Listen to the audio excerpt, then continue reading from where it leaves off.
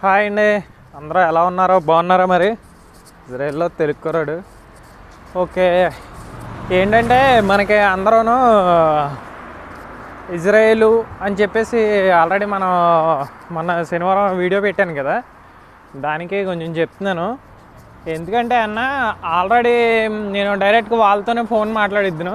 కొంతమంది అంటే కొన్ని కంపెనీలు మీకు ఆ వీడియోలో చెప్పాను కదా ఆల్రెడీ, ఏమని అన్న 100లో 10 మందికి కంటిన్యూగా పని ఉంటుంది, ఉన్న 90 మందికి మనకి సరిగ్గా ఒకసారి పని చెప్తే, అదే వారంలో 4 రోజులు పని చెప్తే 2 రోజులు పని చెప్పకపోవడం, శనివారం శుక్రవారం అంటే శనివారం యాక్చువల్గా సెలవు, శుక్రవారం సెలవు ఇవ్వడం, అలాంటివన్నీ ఉంటున్నాయి. సో నేను అదే చెప్పాను కదా మీకు. కాబట్టి ఆ శుక్రవారం కూడా పని లేకపోతే చాలా వరస్ట్గా వస్తుంది, జీతాలు చాలా అంటే చాలా వరస్ట్గా వస్తున్నాయి. కొంతమందికి అయితే పాపం నెల 15 రోజుల నుంచి అస్సలు పనే లేదంట. ఎందుకంటే నాకు నిన్నే కాల్ చేశారు, అన్న మా పరిస్థితి ఇలా ఉంది, కంపెనీ వాడు 3 నెలలు ఎక్కడన్నా ఏదైనా ఉంటే చూసుకోండి అని చెప్పేసి అన్నాడు. సో కాబట్టి ఇప్పుడు వీసాలు కూడా మాకు కూడా 3 నెలలే వేసాడు. సో ఈ కడకే కంటిన్యూగా ఉంటాయా లేకపోతే వీసాలు వేస్తాడా, ఆర్డినరీ వీసా అన్నది ఇంకా సస్పెన్స్లోనే ఉంది. ఇంకా ఆల్రెడీ సైట్ ఓపెన్ అవ్వట్లేదు. ఆల్రెడీ సైట్ పెట్టాను కదా అందులోను ఏంటి, ఆల్రెడీ ఆ సైట్ కూడా ఒకసారి ఓపెన్ అయిన తర్వాత మళ్ళీ మనకి ఓపెన్ అవ్వట్లేదు. రెండోది ఏంటంటే ఆ సైట్కి ఉన్న ప్రాబ్లం అలాంటిది, ఒకసారి మనకి డేటా వచ్చిన తర్వాత మళ్ళీ ఓపెన్ అవ్వదు, అంటే వేరే నెంబర్ బట్టి ఓపెన్ అవుద్ది. వాళ్ళు ఏదైనా ఒకసారి ట్రై చేస్తే రెండోసారి వాళ్ళు కూడా ట్రై చేసినా అవ్వదు.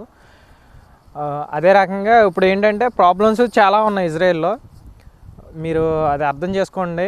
ఎందుకంటే 1కి 2 సార్లు నేను ఎందుకు చెప్తున్నానంటే ఆల్రెడీ వచ్చిన వాళ్ళకే సరిగ్గా వర్క్లు లేవు, దానివల్ల వీసాలు లేట్ అవ్వచ్చు, రాకపోవచ్చు. అర్థమవుతుంది కదా, నేను ఆల్రెడీ మనం చెప్పిందే. కొంతమందికి అయితే క్యాన్సిల్ అయిపోయినాయి, కొంతమందికి అయితే ప్రాసెస్లో ఉన్నాయి. ఆ ప్రాసెస్లో ఉన్న ఈ నెలాఖరికి తెలుస్తుంది అనేసి అంటున్నారు. అది ఎంతవరకు నికరం అన్నది చూడాలి.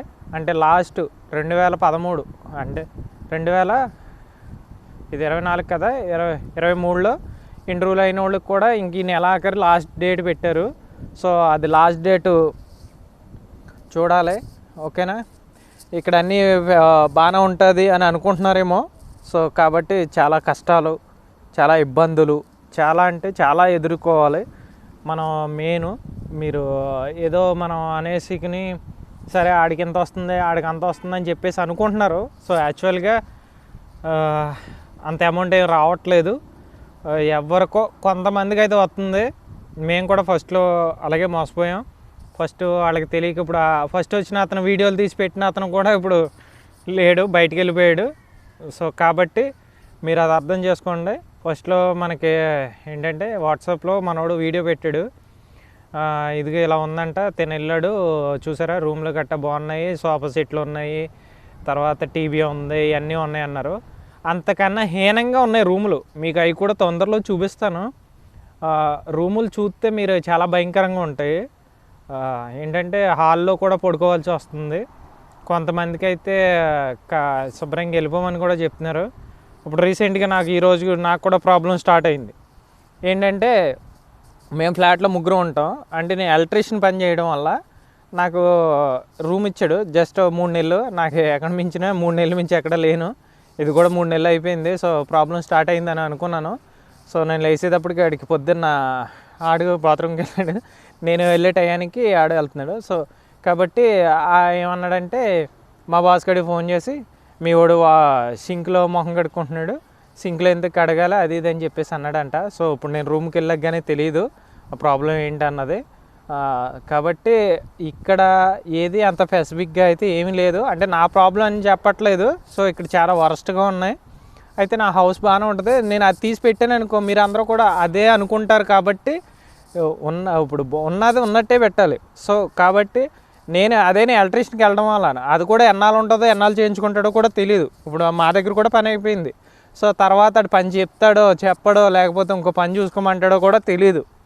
కాబట్టి ఏదేమైనా ఇది చిన్న కంట్రీ, దాని మీద ఆల్రెడీ వీళ్ళు అనుకున్న కాడికి జనం ఎక్కువ వచ్చేసారు అనుకుంటున్నాను నేనైతే.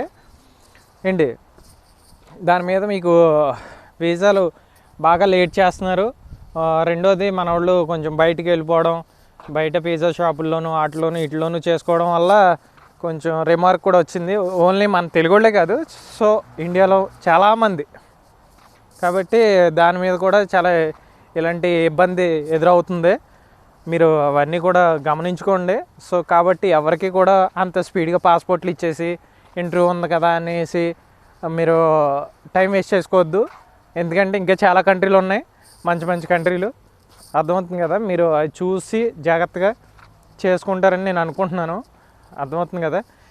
ఎందుకంటే మీకు నేను ఫ్రేంగా చెప్తున్నాను, ఉన్నది ఉన్నట్టే చెప్తున్నాను. నేను ఏదో కల్పించేసే ఇంకోటో చెప్పట్లే. నాకు ఈ నెలలో వచ్చిన కాల్స్ ప్రత్యేకంగాను దగ్గరగా 20-30 మంది ఫోన్ చేశారు, ఇజ్రాయెల్లో ఉన్న వాళ్ళే. అయితే నేను డైరెక్ట్గా కాల్ మాట్లాడి చెప్తున్నాను, అంటే ఆడియో పెడదాం అనుకున్నాను. కానీ ఎందుకులే మళ్ళీ అవన్నీ పెట్టడం బాగోదు అని చెప్పేసి అనిపించి పెట్టట్లేదు అండి. జస్ట్ మార్నింగ్ కూడా ఆయన కాల్ చేశారు, పాపం ఇలా ఉంది తమ్ముడు, ఏదైనా అవకాశం ఉంటే చూడు అని చెప్పేసి అంటున్నారు. కాబట్టి ఏంటంటే ఇజ్రాయెల్లో దొరికినని చెప్పే మనం పని చేసుకోవాలి. అంటే మనకి ఎంతైతే పని ఉంటుందో అంత పని చేసుకోవాలి యాక్చువల్గాను. ఏంటి నాకైతే టైం తక్కువే వస్తుంది, అయినా పర్వాలేదు అని చెప్పేసి ఓపికగా చేస్తున్నాను. ఏంటంటే కొన్ని టైలు చేయాల్సి వస్తుంది, అలాగే ప్రాబ్లమ్స్ కూడా చాలా ఉంటాయి. మీకు ఇక్కడి నుంచి లాంగ్వేజ్ కూడా బాగా ప్రాబ్లం. అది మెయిన్ లాంగ్వేజ్ ఖచ్చితంగా వచ్చి ఉండాలి.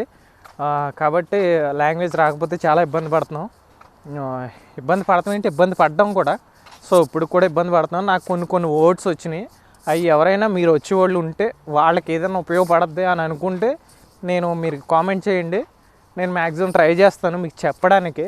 సో తర్వాత అవి ఏమన్నా ఉంటే వీడియోలు మీకు ఫార్వర్డ్ చేస్తాను వాట్సాప్లోను, ఆ లాంగ్వేజ్ వీడియోలు. మీరు ఎవరన్నా వచ్చేవాళ్ళు అంటే వస్తారు, ఆల్రెడీ చాలామందికి ఇంటర్వ్యూలు అయినాయి, ఆఫర్ లెటర్స్ వచ్చినాయి. నేను మళ్ళీ చెప్తున్నాను, ఆఫర్ లెటర్ మాత్రం నమ్మొద్దు, ఖచ్చితంగా నమ్మొద్దు. ఆఫర్ లెటర్ దేనికి పనిచేయదు.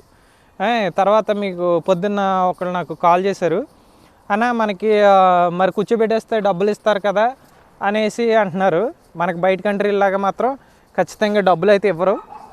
మనకి బయట కంట్రీలాగా అంటే మన బయట కంట్రీ ఏం చేస్తుందంటే ఒక కంపెనీ తీసుకెళ్ళినప్పుడు బేసిక్ శాలరీ ఖచ్చితంగా ఇస్తుంది, అది పని చేయించుకోపోని మనకు అనవసరం. కానీ మనం చేసిన ఓవర్ టైం రాదు, సో ఓవర్ టైం ఉండదు. కాబట్టి ఇక్కడ అలా కాదు, ఖచ్చితంగా మీరు ఏ టైం అయితే వర్క్ చేస్తారో ఆ గంటకే వాల్యూ కడతారు, ఆ గంటకే వాల్యూ ఇస్తారు.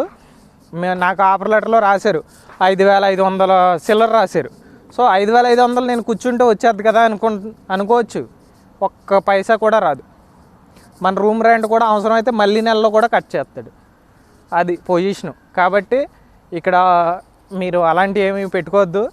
రెండోది రూములు బాగుంటాయి, లేకపోతే హౌస్ బాగుంటుంది, అవి బాగుంటాయి ఇవి బాగుంటాయి అని అనుకుంటున్నారేమో. ఏది బాగుంటే దానికి తగ్గ కాస్ట్ కట్ అవుద్ది. నా రూమ్ బాగుంటుంది కాబట్టి దానికి నేను 40,000 నా శాలరీలోంచి 40,000 కట్ అవుతుంది ఇండియన్ మనీ. అది ఏంటి అంటే మరి నువ్వు అక్కడే ఉన్నావు, మీరు 4-5 ఉంటే అంత కట్ అవ్వదు అని చెప్పేసి అంటున్నాడు. ఏం చేయాలో అర్థం కాల. ఏంటంటే ఇప్పుడు ఎవరికి పని లేదు, అలానే వేరే కంపెనీకి వెళ్దామా అంటే ఏమో మన పరిస్థితి ఎలా ఉంటుంది అని చెప్పి భయం వేసుకొంత నేను వెళ్ళట్లేదు. సో మీకు నేను అదే చెప్తున్నాను, ఇక్కడ ఉన్న వాళ్ళకి కూడా ఈ వీడియో ఉపయోగపడుద్ది. మీరు చాలా జాగ్రత్తగా ఉండండి. ఎవరో కూడా కంపెనీని వదిలేసి బయటికి వెళ్ళిపోవడం అలాంటివి ఏం చేయొద్దు. వాటికి 2 సార్లు అండి బతిమాలుకోండి, పని ఇమ్మానండి, ఓకేనా. ఎవరితోనూ కూడా గొడవలు ఏం పెట్టుకోవద్దు, ఓకే. ఇప్పుడు గొడవలు పెట్టుకున్నంత మాత్రం మనకేం ఉపయోగం ఉండదు. సో ఏ సైట్లో అయినా సరే ఇదేంటి మన చైనా వాళ్ళు ఇంకొకళ్ళు ఉన్నా సో జాగ్రత్తగా ఆడితో మాట్లాడుకుంటాం, ఆడ చెప్తే అది చేయడం అలాంటివి చేసుకోండి అందరూ కూడా. ఎందుకంటే మనం ఇక్కడ మారాము అని అనుకుంటే మన బోల్డ్ ఖర్చు పెట్టుకుని వచ్చాం. నేను 6 లక్షలు ఖర్చు అయింది, అలాగే చాలామందికి చాలా ఖర్చు అయింది. సో కొంతమంది వచ్చారన్నాం కదా 60,000కి, వాళ్ళు చేసిన పనికి మనం అందరం కూడా బలవుతున్నాం. అంటే వాళ్ళే కాదు మనలో వాళ్ళు కూడా కొంతమంది ఎందుకు ఇక్కడ జీవితాంతకాలం చేసే కన్నా తొందరగా చేసుకుని తొందరగా వెళ్ళిపోతాం. కానీ వాళ్ళకు కూడా పాపం చాలా ఇబ్బంది పడుతున్నారు బయటికి వెళ్ళిన వాళ్ళు కూడా. ఎందుకంటే ఒక్కరోజు నిజంగా ఇక్కడ డబ్బులు 700-800 వచ్చిందనుకో, 2 రోజులు ఖాళీగా ఉంటున్నాడు.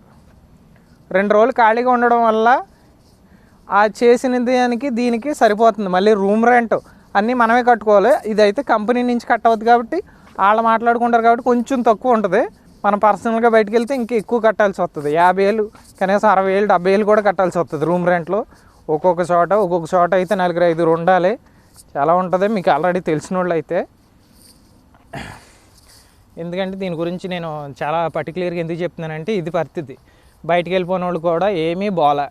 అలా అని మీరు ఇక్కడ ఉన్నవాళ్ళు మాత్రం బయటికి వెళ్ళిపోదు. కంపెనీ గాడిద గుడ్డ ఏమేస్తుంది, 4,000 వస్తుంది, 6,000 వస్తుంది, 5,000 వస్తుంది అనే భావంతో కనుక బయటికి వెళ్తే మాత్రం చాలా అంటే చాలా ఇబ్బంది పడతారు. కాబట్టి బయటికి వెళ్ళొద్దు. మ్యాక్సిమం 2 సంవత్సరాలైనా ఖచ్చితంగా చేస్తే ఇక్కడ లాంగ్వేజ్ అంటే పూర్తిగా మనకి లాంగ్వేజ్ అయితే ఇక్కడ ఖచ్చితంగా రాదు. ఒకవేళ ప్రత్యేకంగా మనం అయ్యో ఇక్కడ ఉన్న వాళ్ళతో తిరిగితే ఏమన్నా 20% వస్తుందేమో అని అనుకుంటున్నాను నేను. కొంచెం ఇంగ్లీష్ కంటిన్యూ చేయొచ్చు. ఇక్కడ ఇంగ్లీష్ కొంతవరకు షేవ్ అవుతుంది. తర్వాత రెండోది వచ్చేసి కొంచెం 100% ఇక్కడ 100% ఇబ్రోనే మాట్లాడాలి. ఏదన్నా అరబీ ఎక్కడన్నా కొంతమంది తగులుతారు కానీ వాళ్ళు కూడా ఇబ్రోలోనే మాట్లాడతారు. కాబట్టి మీరు ఇవన్నీ అర్థం చేసుకుని జాగ్రత్తగా వచ్చే వాళ్ళైనా సరే ఇక్కడ ఉన్న వాళ్ళైనా సరే, నేను ఎందుకు చెప్తున్నానంటే మీ అందరికీ కూడా ఒక ఫ్రెండ్లా చెప్తున్నాను. సో కాబట్టి మీరు వీడియో చూసి జాగ్రత్తగా. కానీ చాలామంది చూస్తున్నారు మన వీడియో లైక్ కొడితే ఇంకొకటికి వెళ్ళొద్దంట. అది కూడా నాకు రీసెంట్గా చెప్పారు. సో మనది 2,000 మంది 3,000 మంది అలా చూస్తున్నారు. కాబట్టి చూసి లైక్ కొడతలేదు. కాకపోతే లైక్ కొడితే వేరే వాళ్ళకి ఎవరికైనా ఉపయోగపడుద్ది. ఇక్కడ ఆల్రెడీ చాలామంది మన అతి తెలివైన వాళ్ళు ఉంటాం కదా, వాళ్ళందరూ ఏంటంటే ఇక్కడ మన ఇజ్రాయెల్లో గ్రూప్లో యాడ్ అవ్వడం ఎందుకు, ఆడి ఛానల్ మనం చూస్తాం ఎందుకు అని చెప్పేసి కొంతమంది ఫీల్ అవుతున్నారు. వాళ్ళు ఈరోజు కాల్ చేశారు, అలా కొంతమంది కాల్ చేస్తున్నారు. అన్న అయ్యో నేను చూడలేదన్నా, అన్న నేను ఇచ్చేయలేదు. చూస్తే కదా మనకి ఏదైనా అనుభవం తెలుస్తుంది. ఇలాంటిది ఏదైనా వీడియో మీకు ఉపయోగపడుద్ది ఖచ్చితంగా. ఎందుకంటే నా ఎక్స్పీరియన్స్ చెప్తున్నాను. నేను వచ్చి 10 నెలలు పూర్తి చేసుకుంటున్నాను. నేను 10 నెలల్లో ఖచ్చితంగా 10 నెలల్లో నేను చాలా అంటే చాలా ఇబ్బందులు చూశాను. సో అదే మీకు నేను చెప్తున్నాను. మీకు నచ్చిద్ది నచ్చదని కాదు, మీకు చాలా ఇంపార్టెంట్ వీడియో మాత్రం ఇది. కాబట్టి మీరు అందరూ చూసి చాలా జాగ్రత్తగా కేర్ఫుల్గా రండి. ఇండియా నుంచి వచ్చే వాళ్ళందరూ కూడా నేను మళ్ళీ చెప్తున్నాను, మీరు ఎవరికి కూడా డబ్బులు కట్టేసి ఇజ్రాయెల్కి వీసాల కోసమని మీరు పరిగెత్తుకెళ్ళిపోయి కంగారుగాను ఆడికన్నా నేను 10,000 ఇస్తాను లేకపోతే నేను 50,000 ఇస్తాను అని చెప్పేసి మీరు కంగారుగా డబ్బులు ఇచ్చేసి తర్వాత వీసాలు వస్తాయి అని కూర్చోబెడతారు. కాకపోతే ఏంటంటే మీకు మళ్ళీ చెప్తున్నాను, వీసాలు ఖచ్చితంగా ఒరిపోవడం అవుతుంది నాకు. వీసాలు ఖచ్చితంగా వస్తాయి, కానీ అవి కూడా ఎలాగంటే కాయిన్స్ టైప్లో వస్తున్నాయి.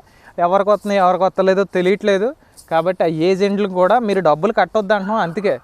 అంతే కాబట్టి మేము ఇప్పుడు నాతో పాటు మేము చెప్పాను ఆల్రెడీ చాలా వీడియోలో, మేము 6 సెలెక్ట్ అవుతే 3 వీసాలే రాలేదు, మా 3 వచ్చినాయి. అంటే మా ముగ్గురులో కూడా 3 రకాలుగా వచ్చినాయి, 3 కంపెనీలు వచ్చినాయి.